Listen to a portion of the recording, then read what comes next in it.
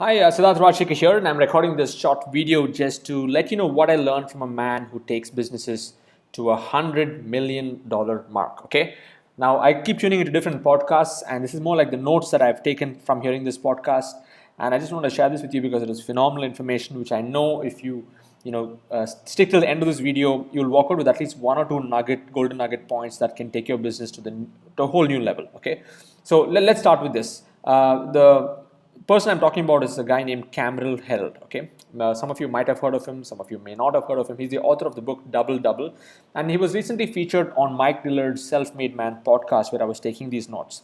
Now, Cameron has been featured in Wall Street Journal, spoken on TED, Success, New York Times, Fortune Magazine, Bloomberg, and he's the kind of guy who's known for scaling. Big companies hire him to bring him in to scale businesses. So he's not done this once, but he's done this many times. He's taken businesses from the scratch to over $100 million level over and over and over again because he has the formula. And that's the formula that I'm going to be sharing with you today based on the notes that I've taken. Because some of these points, I know that if I'm able to implement it in my own business, I can see a much faster scale that can happen. Okay. So first of all, he talks about the 4 cornerstones of business success. He says that this is more important than anything else because once this is set in for your business, everything else will fall in place after that. So the first one is your value system. What is your business value? What is the purpose of your business? What is the big, hairy, audacious goal that you have in your business, which is like a 30-year stretch? And what is your big vision for your business? Because most businesses, they are easy to speak about what they do, but very few talk about why they do it. So he always says that having the why and having the vision set first is probably the most important thing for any business.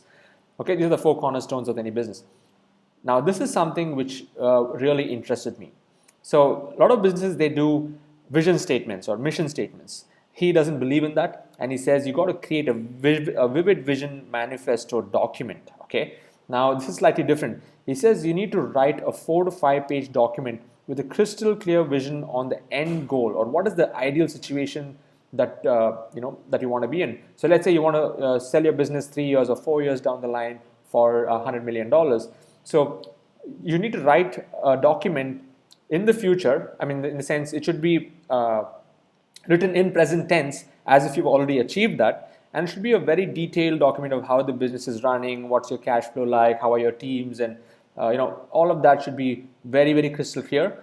And this document is so important is because when you visualize this into such a way, into such details, you will start getting ideas, or it's more like the law of attraction, right? So it's like a vision. Instead of a vision board, this is more like a vivid vision manifesto document which you can actually put into place.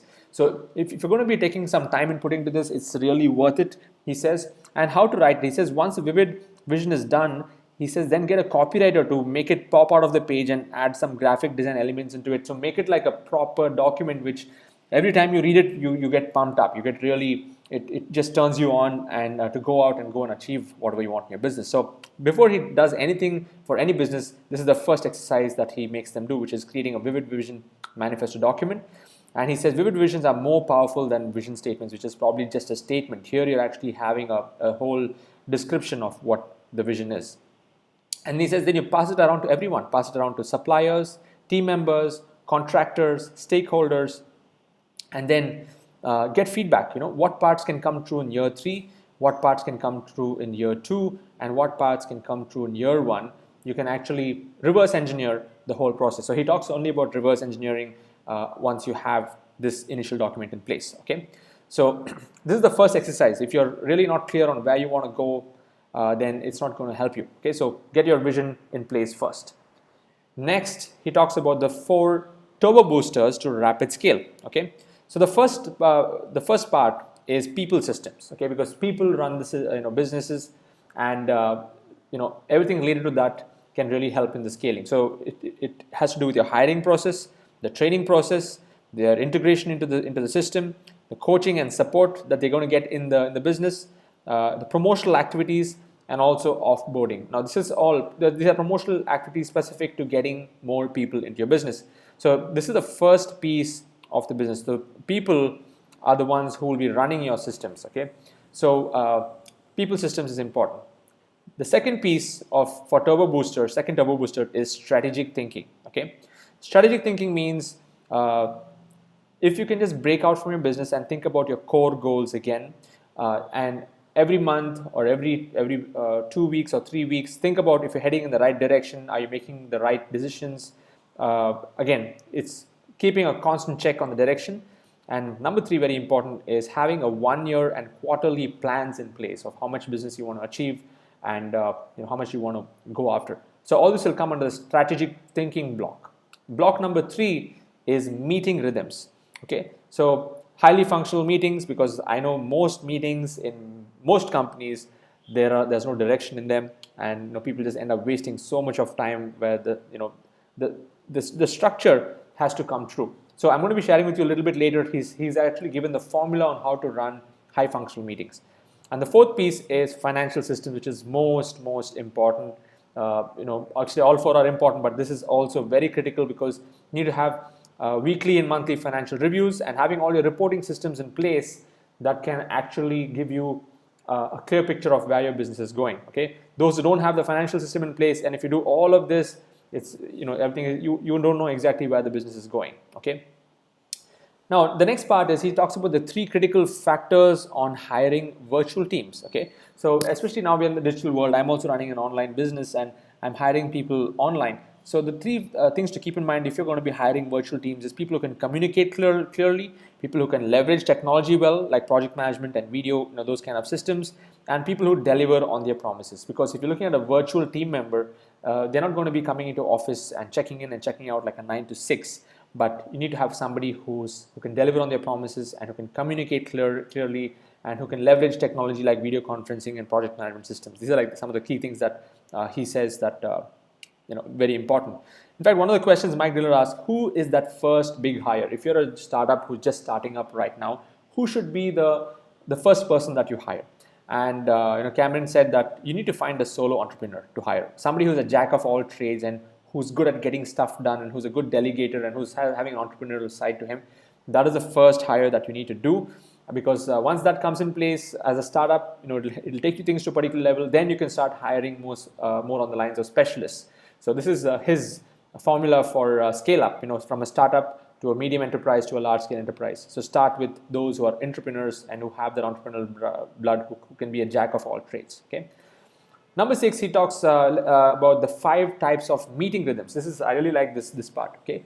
So he says there's 1, 2, 3, 4, 5. There are 6 types of meetings that you can do in a business. He's also written a book on this. Okay, the first type is a strategy meeting. So strategy meetings, there can be 2 meetings in a year, or between 2 to 4 meetings in a year. Okay, so it can be an annual retreat, it can be off-site, full day, where you have a customer, employee, team building, all that stuff can happen. So it's more like a strategy meeting where the entire business comes together. You can have quarterly retreats, again off-site, related to customer, employee, team building activity, where you can even have your internal teams coming together. So all this will come in a strategy meeting where it's not just having fun, but also a lot of education built into it. This is one type of a meeting. The second meeting is a monthly meeting. It's like a monthly review meeting. He says that it has to be a maximum of 1 hour each. You can have a maximum of say 2 meetings a month. The first type is your finance meeting, which is profit and loss sharing with the team. Very important meeting, he says. And then of course the strategy meeting. A strategy meeting is what should we do based on the financial reports. What should you do next to scale the business to the next level? So that's the second type of a meeting. The third type of meeting is weekly leadership meetings, where he says a maximum of 1 hour. Ideally 30 minutes is the best sweet spot. So the agenda of the meeting will be like this. So first 20 minutes will be a quick update on what's going well, what's not going well by each team member. Again, it should be department wise. Don't group all the people into the same room. If it's going to be a HR meeting, let it be only HR team. If it's going to be a business development meeting, let it be only the business development team. If it's going to be a any other initiatives meeting, will be focused on a particular topic. So you can have quick updates as the first step. Second one is 20 minutes is to review the dashboard and the KPIs for the last week, and the last 20 minutes is to help not unstick or unstuck, get them unstuck, give them ideas on what has to be done to come out of the issues or the problems that they're facing. So these weekly meetings and the catch-up should be a maximum of 30 minutes and not more than that, a maximum of 1 hour, between 30 minutes to an hour. Okay. The fourth type of meeting is coaching, one-to-one meetings, where the CEO coaches the management team.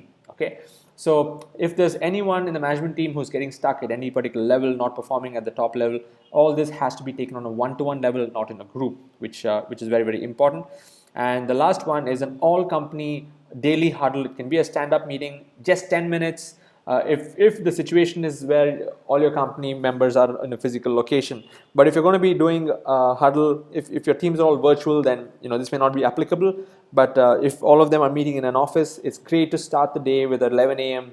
a stand-up meeting huddle. Everyone can come in by 9 or 10 o'clock, but 11 a.m. everyone is in. They just talk about their successes. They just talk about what they're going to do for the day. Okay, so these are the five types of meetings rhythms for rapid scaling.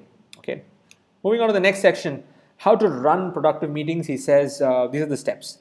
Get every employee trained on how to attend, participate, and run meetings. And the basic structure of the meeting is this. There needs to be a clear purpose, not once. It should be just one purpose for that meeting. Number two is not more than 3 outcomes to be discussed in that meeting. Okay, because more than 3 can dilute the whole meeting. Number 3 is agenda. How much time to spend on each agenda? It needs to be maximum of 5 to 10 minutes. Give people a chance to opt out of meetings. If you feel somebody is not required in that meeting, you can say, okay, fine, you can move on and continue with whatever you're doing. And then every meeting has to start on time. And he says, very important, stop every meeting 5 minutes prior to the proposed ending time. Okay. If you're able to do this, then people will be encouraged to come back for meetings and make it more and more productive. And he says you spend more time face-to-face or conferencing and reduce emails, because the whole time that's spent to type out an email, you can just get that done in half the time or less than half the time. Okay, so this is how to run productive meetings. Now, the 4 reasons why most businesses fail are this. First is stop being busy. Okay, as a business owner, you need to focus only on the highest impact areas.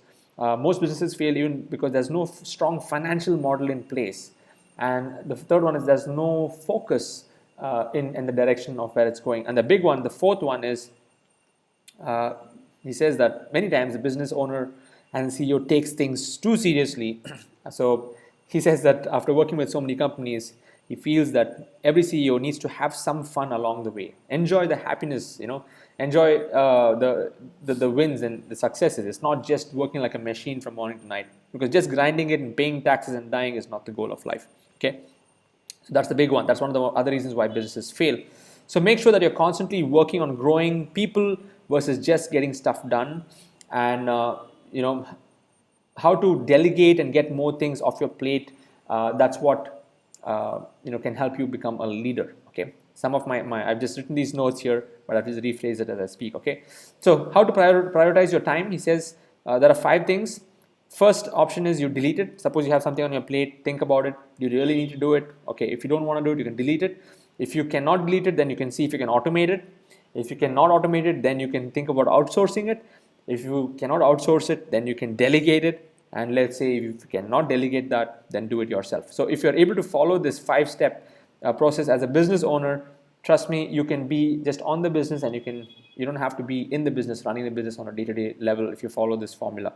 Okay, so in conclusion, to build and scale a business, you need to first know your why and the value you're providing to the market, especially your vivid vision. Once this is set, then the people, the processes, and all of that need to set in, and then it's all about optimization and scaling up. Okay, so I hope you found this video useful. If you're ready to take some action, I would like you to go to internetlifestylealliance.com to learn more about how to build and scale a digital enterprise, a business on the internet, from a man who's consistently been making over 6 figures a month for the last 10 years. Okay, his name is Michael Force. Go and check out that video. It really has changed my approach to building my business online, and I'm sure it'll help you, get started on the right note. Okay, so that's all my notes on what I learned from a man who takes businesses to the 100 million mark. Thank you.